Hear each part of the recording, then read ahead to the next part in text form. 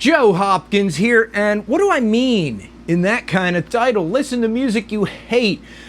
That's kind of a weird thing to say. Why would you listen to music you hate? And I'll tell you why.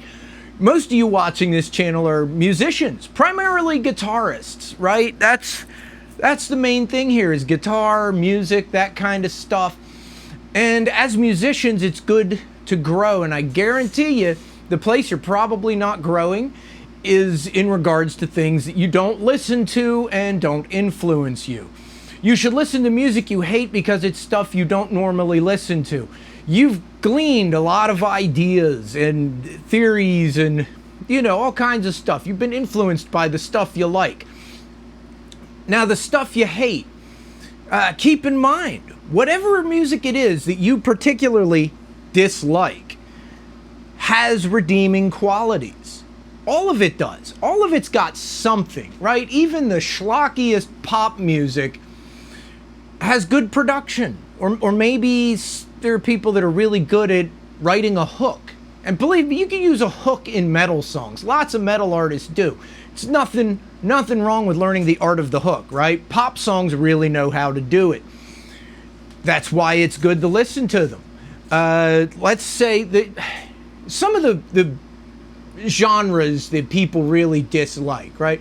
A lot of people really hate country music. I like country music. I'm not real big on the newer country music. I like a lot of the older stuff. Just my personal taste. But with a lot of the newer country music, you have some pretty decent songwriting, even if it's not the kind of songwriting you prefer. But still, good songwriting is good songwriting. Somebody could write a song that you really don't like, but it's well written. Or you could learn a lot from the way they use chord progressions. Very poppy. Modern country music is really 4-chord poppy stuff, but there's nothing wrong with that. And they do it about as well as anybody can. The production value in modern country music, if you're recording music, it can be good to, take some tips there. Country and pop have really, really good production value nowadays. Most people do. Hip-hop does too. A lot of the bigger hip-hop artists that are real, top 40 have really good production value. And learning production can be a good thing. But beyond that, just in musicianship, there's a lot of takeaway from different genres of music. For instance, get into country. Learn some of that chicken picking. It'll make your metal shred guitar stuff better. You'll be better at rock or better at metal if you could throw in some country licks. It doesn't hurt, and a lot of rock artists do it. A lot of rock artists really get into that kind of stuff. Let's say you really hate rap or hip hop. I know a lot of people that really don't like rap very much. But there are things you can learn there. For instance, I've found for writing lyrics, it can be really good to just have a repeating beat like they do in old school hip hop and write lyrics in a rap style and then apply them to whatever song you write later. I'll write a rock or a metal riff and put together all the instrumental parts and take lyrics that I wrote with a hip hop beat in mind, because that beat really is conductive to getting a good flow of words. You know what I mean? Getting all your lyrics to flow together well. And lyrically, hip hop and rap, those guys write a lot of lyrics. Now, you have your artists that aren't very good. They repeat themselves a lot. A lot of it's very juvenile or ridiculous, or, but then you have a lot of artists who they're fitting a lot of lyrical content into each bar of a song. And it can be interesting to listen to how they go about it. And the reason why is lyrics can be a difficult thing. Filling a song can be hard. And I think that's why a lot of pop and rock songs are rather scarce on lyrics. Lyrics can be the hard part. And to be good at rap, like, I think Eminem is very good. I think Aesop Rock is very good. I always liked Wu-Tang Clan and Public Enemy. And these are guys that fit a lot of lyrics into a short span of time. And it's good to listen to it and study, well, how are they putting it together? Because that can help you put lyrics together to fill a whole song. it's harder than it seems at times. You know what I mean? Rhyme schemes can be difficult, and hip-hop artists a lot of times rhyme things, some of them rhyme things in very unconventional ways. And that could be a good trick to learn because it works in other genres. You can make that work. Let's say you really don't like pop music. Okay, fair enough, but it can be good to listen to it and pick apart the things that work, like hooks. I mentioned hooks before, but hooks can work in any genre. But a lot of the modern pop music, a lot of the people writing the modern pop songs, they are masters at hooks.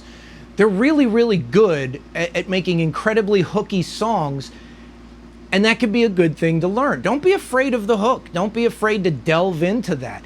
Any genre of music can be good to study to some degree.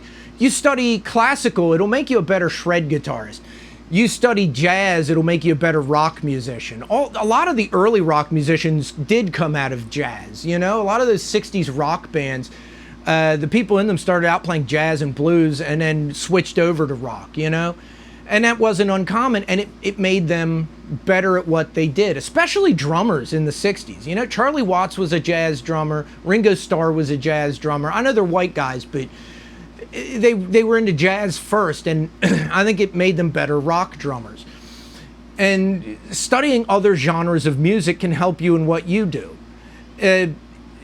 You know, even metal. Some people really don't like metal. They really don't like, especially like the real growly, dark stuff with the growly lyrics. I'm not real big on that myself. There are a couple bands I like, but a lot of people don't like that stuff. It's sort of an acquired taste, I guess. But you got some really good bands there. They got some really good riffs. And even if you don't want to play those riffs the same way, you can mold them to what you're doing. I really like a lot of the metal, really heavy riffs, but sometimes I don't want to play them as fast as they're being played. I take something similar and kind of slow it down for my own to suit my own taste. And you can do that kind of thing. I've found it when you're studying bass, because if you get to recording, eventually you're going to buy a bass guitar because you want to put bass on your tracks. I've found that gospel music can be really good for studying bass. A lot of the gospel artists, a lot of the best bass players came out of gospel music. And I'm talking about like that R&B, soul, black gospel. A lot of the best bass players and drummers came out of that. And there's a reason for it. It's because they got really good. They got really good playing in church. And bass players in gospel bands, it's worth looking at. It's worth studying what they're doing. Because you can take it and just change it a little bit and it'll work in other things, right? Same thing with funk also. Great rhythm sections in funk and soul music. And it's good to break down what they're doing. Even if you don't play the same way. Let's say you don't want to play slap bass. You don't have to, but listen to what they're doing.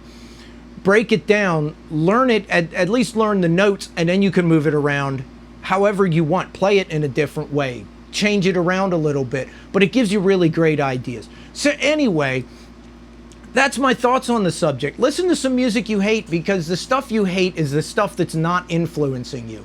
And if it's not influencing you, you're missing something.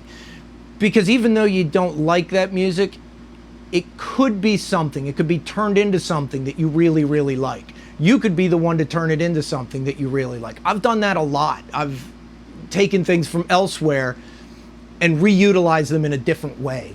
And that's what music is. You know, that's how we improve. So anyway, thought I'd lay that out for you there. Hope you liked the video. If you did, hit subscribe. And, you know, I mentioned some of the music I've done. In a minute, some playlists come up on the end screen. There's one called I Didn't Get a Memory by Joe Hopkins. That's my album. Check it out. See what you think. Leave some comments. Tell me, did you like the songs? Didn't you like the songs? There's also links to streaming for that album below there. And I'll see you guys in the next video. I love you guys.